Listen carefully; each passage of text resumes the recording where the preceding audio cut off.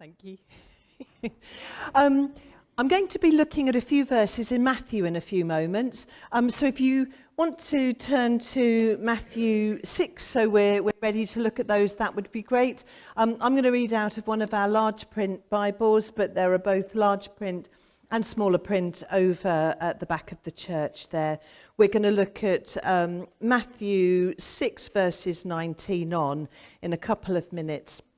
And that's on page 971 to sort of help you find that. But before we actually look at those verses, I want to tell you about a cover that appeared on the September 2020 magazine called Forbes. It's an American magazine, and it featured the picture of a man called Chuck Feeney.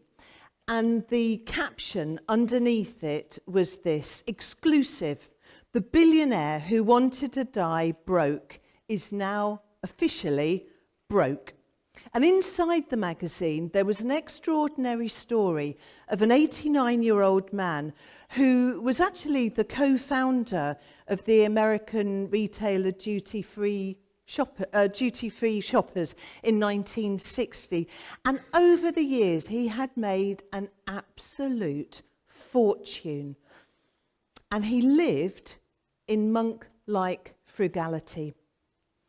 And as a philanthropist, I can hardly say that word, philanthropist, he pioneered the idea of giving while living.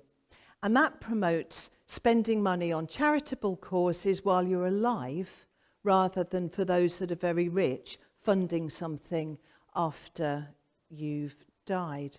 Over 40 years, he anonymously donated more than $8 billion to charities, to universities, to foundations, and so on.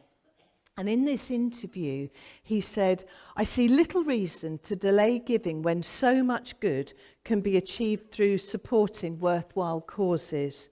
Besides, it's a lot more fun to give while you live than give while you're dead." That's pretty blunt, isn't it? Apart from having a Catholic background, there's no evidence that the Bible influenced his thinking whatsoever. And I wonder today how the Bible influences our thinking and our actions when it comes to giving. So let's look at these few verses in Matthew's Gospel, which is headed up Treasures in Heaven. So reading from verse 19, we read, "Do not store up for yourselves treasures on earth where moths and vermin destroy and where thieves break in and steal. But store up for yourselves treasures in heaven where moths and vermin do not destroy and where thieves do not break in and steal. For where your treasure is, there your heart will also be."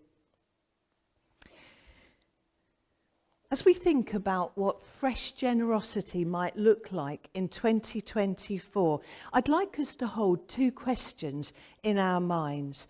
First of all, where do I find it easy to be generous? And secondly, where do I find generosity hard? You see, if I had a chocolate cake here, I would gladly give it away. Now, I've made you all feel hungry. Some of you are wishing I had a chocolate cake here and I had given it away. But my boots, yeah, that might be a bit harder.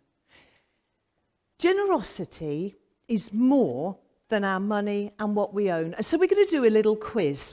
And it's a really simple quiz. It's just put a hand up if you want to answer yes to these questions. And I'm going to I'm not going to call anybody out. I'm just going to ask you to do this fairly speedily. So, if you have money in your purse, will you be able to spend it right there on gifts to friends or relatives?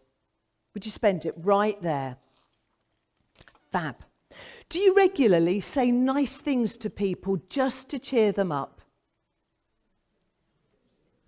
Are you able to listen patiently to things that don't interest you?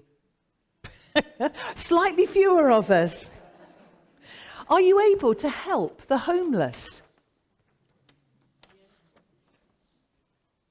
Would you give a lift to a stranger or somebody you didn't know very well?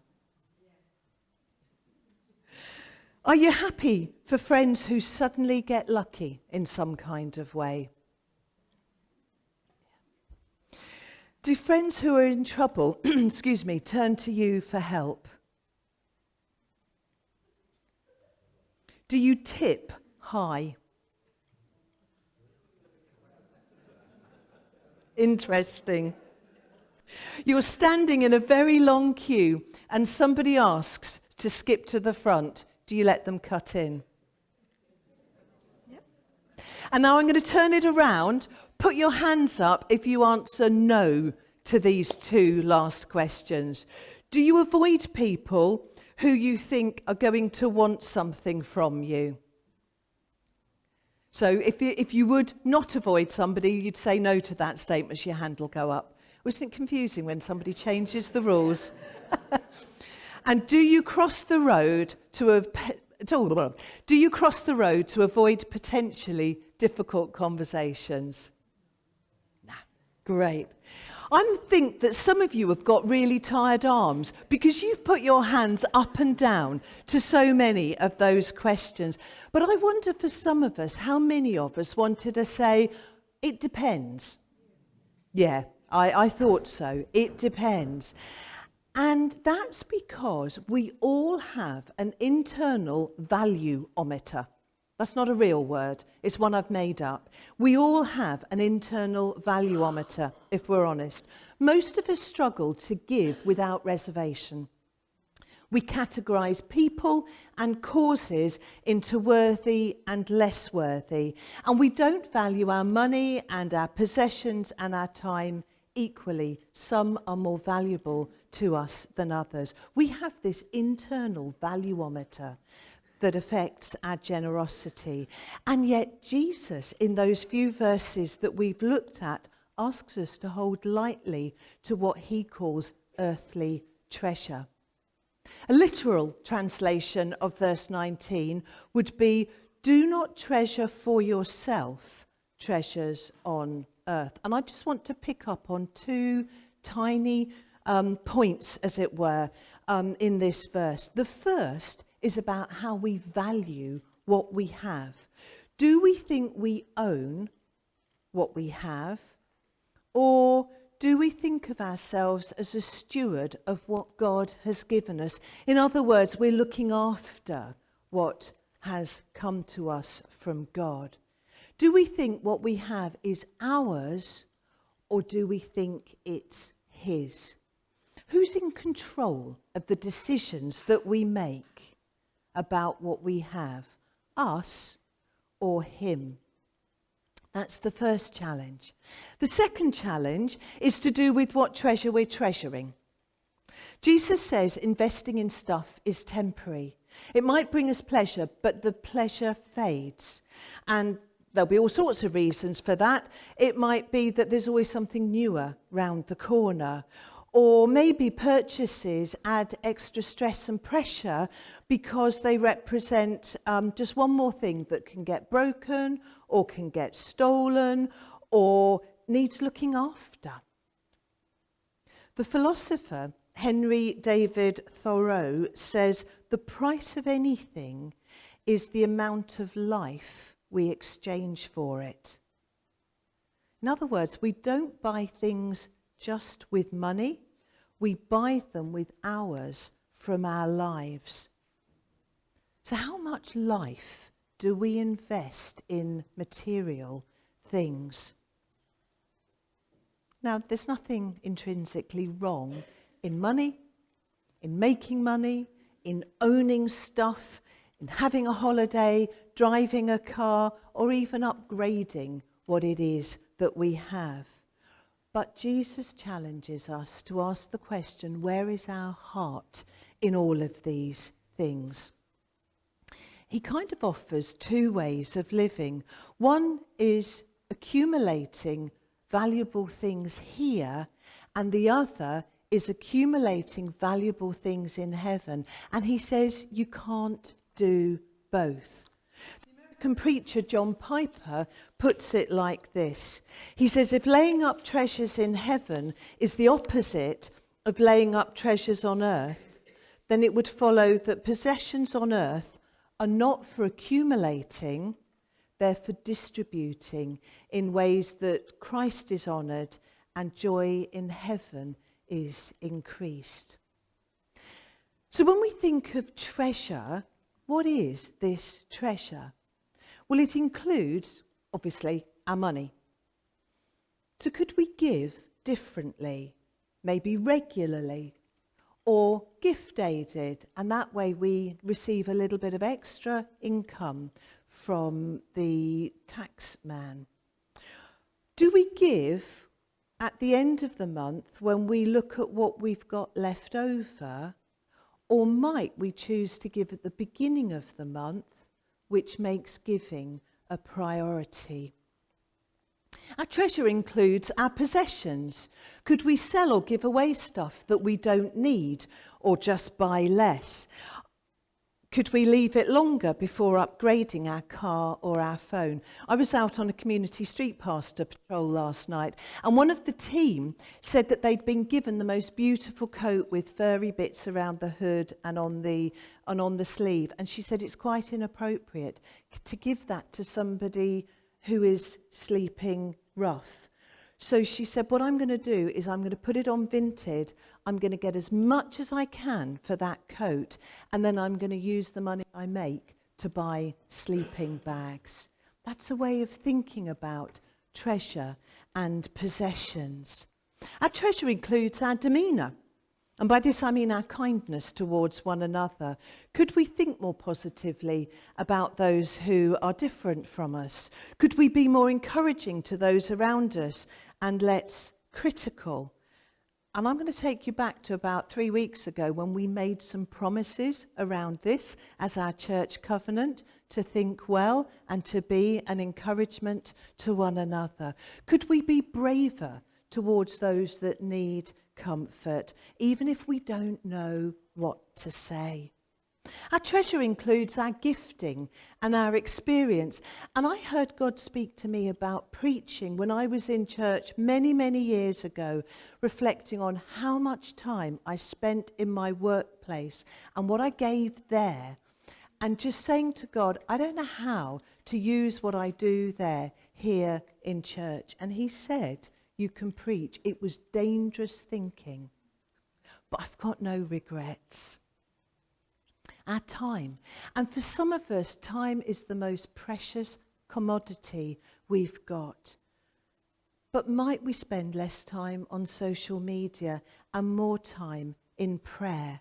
Might we forego watching a Netflix drama and give some time during the day or the evening in serving God? Today's our Joining In Sunday, as we've already said, and we're going to focus on what we can give by joining in. And it might be that we need to trust God a little more and adopt something of Chuck Feeney's attitude. It's a lot more fun to give while you live. And as Jesus reminds us, it is of heavenly lasting value. You never see a removals truck following a hearse. So giving, serving, praying. How can we influence somebody else's life? I still get the bulletin from my old church back in Kent, and an elder from our previous church shared a story just in the last 2 or 3 days in their bulletin, and I've got permission to share it.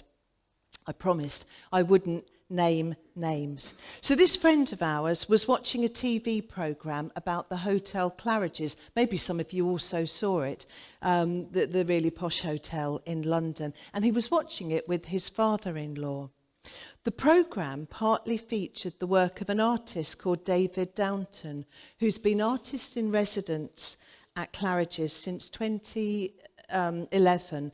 And he's an incredibly famous fashion artist.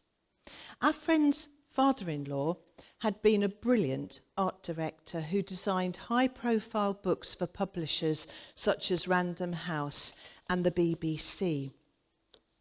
After the programme, which featured David Downton, our friend was helping his father-in-law, who I'm going to call John. He was helping John to bed because John has had Parkinson's for the last 25 years. From out of nowhere, John started to talk about David Downton and the role that John himself had played in David Downton's life. It turned out that John had come alongside David Downton when he was early in his career, was feeling really discouraged and was ready to give up.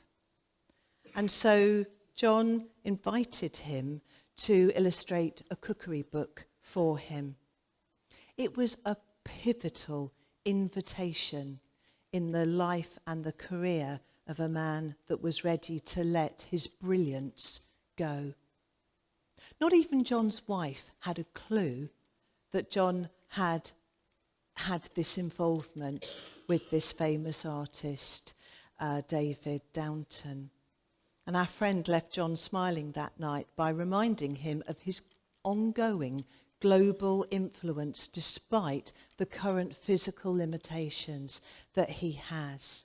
Treasure in heaven.